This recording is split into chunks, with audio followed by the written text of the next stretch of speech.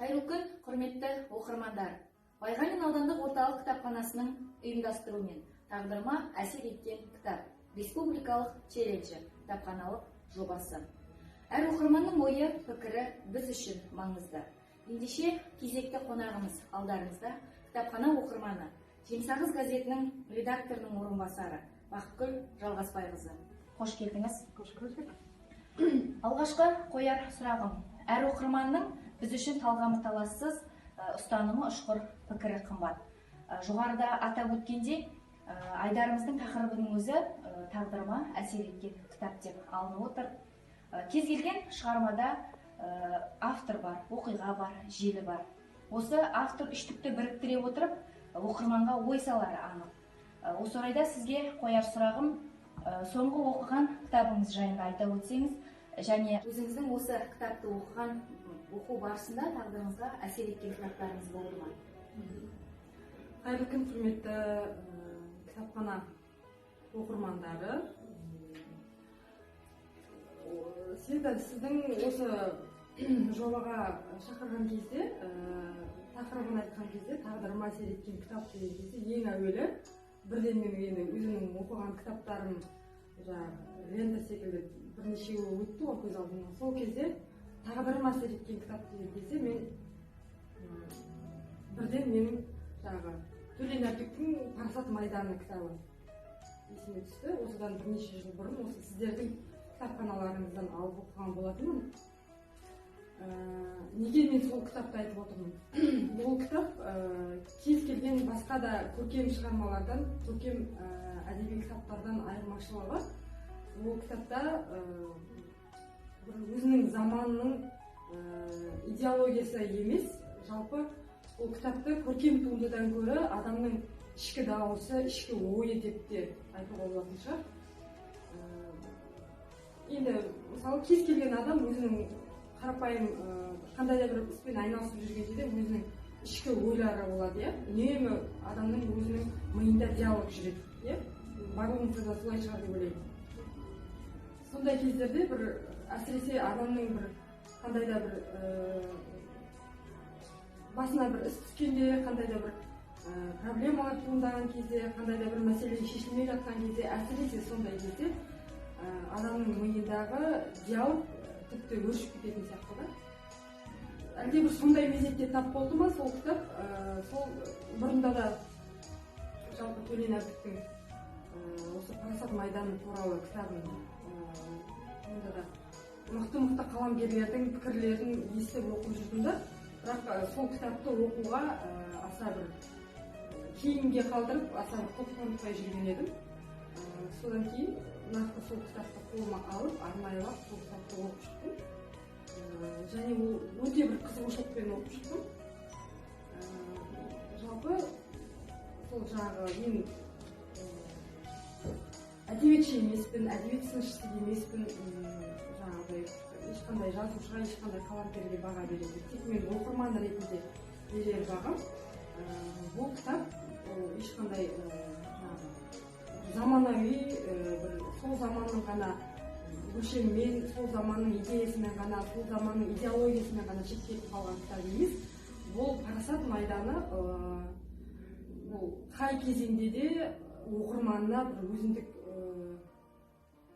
ой қосатын, өзіндік бір қай заманға да өзіндік үлесін қоса алатын керемет бір туынды деп оқырман ретінде өзімнің берер бағам. Әрине ол кітап сол Төлен Әбдік осы шығармасы үшін лауреат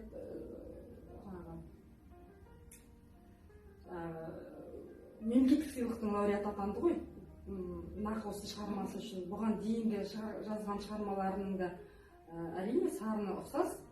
Дегенмен де бұл шығарма шоқтығы биік шығарма болғандықтан да мемлекеттік сыйлықтың лауреаты атағын бекерден бекер алмаған шығар деп ойлаймын. Сондықтан сіз осы жобаға шақырған кезде менің ойыма бірден осы «Парасат майданы» кітабы ойыма оралды. Ал енді соңғы оқыған кітабыңыз дегенде сұрақ бар ғой, сұрағыңыздың ішінде. Мен осында соңғы оқып жүрген кітабым осы тұлғалар өміріндегі ислам белгілі журналист Марфуға Шапиянның кітабы. Бұл Марфуға Шапиян кезінде Аңыз адам, Жұлдыздар отбасы журналында жұмыс жасаған, Ислам Кейзет порталының жүргізіп отырған белгілі журналист қыз екенін барлығыңыз да білесіздер ғой деп ойлаймын. Осы жақында ғана жарық көрген осы тұлғалар өміріндегі ислам кітабын қазір міне қолымда тек қана әзірге бірінші бөлімі ғана. Бұл кітаптың тағы да екінші, үшінші бөлімдері бар сияқты. Олар мен әзір қолыма тие қойған жоқ. Енді бұл кітап туралы айтатын болсақ, кітаптың сыртында да уже кітаптың не туралы екенін де сөйлегенде мұқабасынан да аңғаруға болады.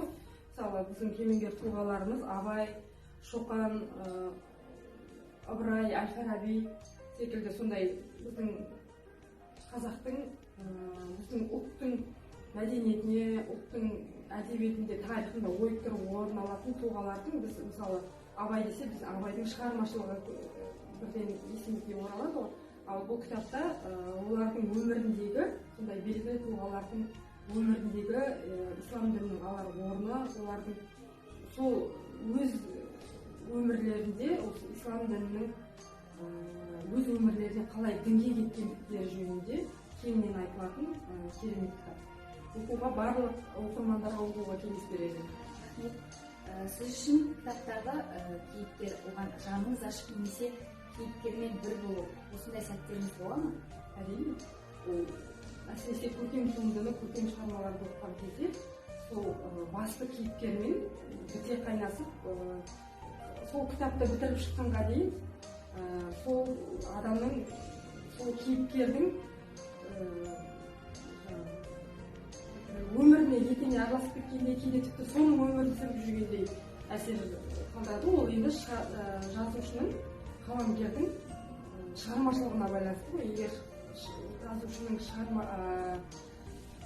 шеберлігі өте жоғары болса, жаңа кітаптың ішіне қалай еніп кеткеніңізді, сол кейіпкермен етене қалай етене болып кеткеніңізді өзің байқамай қаласың. Ондай сәттер жиі болып тұрады. Көңіл күйіңіз болмаған сәтте? Көңіл күйіңіз болмаған сәтте, ол енді әркімде әртүрлі. Жаңағы айтып ғой, мысалы Сарсақмай айталық, сондай сәтте бір қолыма тиген кітапты, сондай бір сәтте оқыған кітабымды. Енді мен енді кітапқа байланысты тұсын айтатын болсам, әрине өзімнің қандай да бір өмірлік мәселелерге байланысты бір шешімін іздеп жүрген сұрақтарым болса, сондай тақырыптағы кітаптарды оқуға тырысасың. Жалғыз кітап емес, газет болуы мүмкін, журнал болуы мүмкін, немесе интернеттен сондай тақырыптағы кейде өзі қандай да бір сұрақ туралы ойланып жүргеніңде алдыңнан Инстаграмда ашсаң сондай пост, газетте ашсаң сондай мақала, қандай да бір кітап алсаң, қолыңа сондай тақырыптағы нәрсе өзі алдыңнан кезігіп тұратын сияқты көрінеді маған. Рухани қазына дегенді қалай түсінесіз? Рухани қазына деген енді ол баға жетпес байлық қой. Біз қазіргі кезде, қазіргі мына сананы тұрмыс билеген заманда сөздің шыны керек, материалдық қазынаға бірінші кезекте орын беріп қойдық.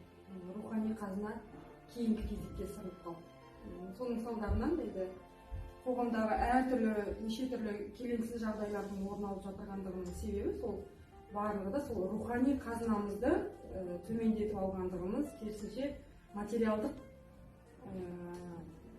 қазына деп айтуға, рухани қазынамен салыстырып айтқанда қазына деп айтуға бәлкім болар, бәлкім болмас. Дегенмен де салыстырмалы түрде айтатын болсақ, енді сол материалдық байлықты, материалдық қазынаны жоғары қойылғандықтан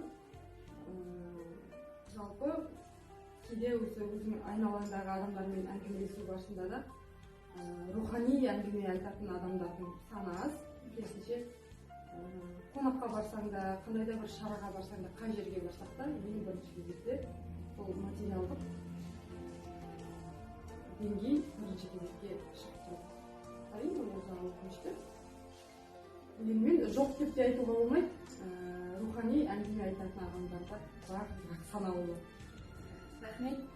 алда қандай авторларды оқығыңыз келеді? Мен енді шетелдік авторларға оқысам деп жоспарлап жүрмін. Ең бір кезекте мен Орхан Памукты оқығым келеді. Сол Орхан Памуктың, түрік жазушысы Орхан Памуктың шығармалары қазіргі кезде осындай кітап сүйер оқырман қауымның арасында өте жақсы кеңінен талқыланып жүрген шығармалар санатында. Мысалы, менің атым Қырмызы, Сезім музейі. Сол себепті мен осы ең бірінші кезекте осы Орхан Памуктың шығармаларын оқуды жоспарлап. Менің сауалдарыма ашық әрі анық жауап бергеніңізге рахмет. Бізді тамашалап отырған көрермен де тұшымды әңгімеге қанық болды деп айта аламын. Шуақты күндеріңіз көп болсын. Қымбатты көрермен, келесі қонағымызға қояр сауалдарыңыз болса, біздің парақшамызға сұрақтарыңызды қалдырсаңыздар болады. Келесі кездескенше сау болыңыздар.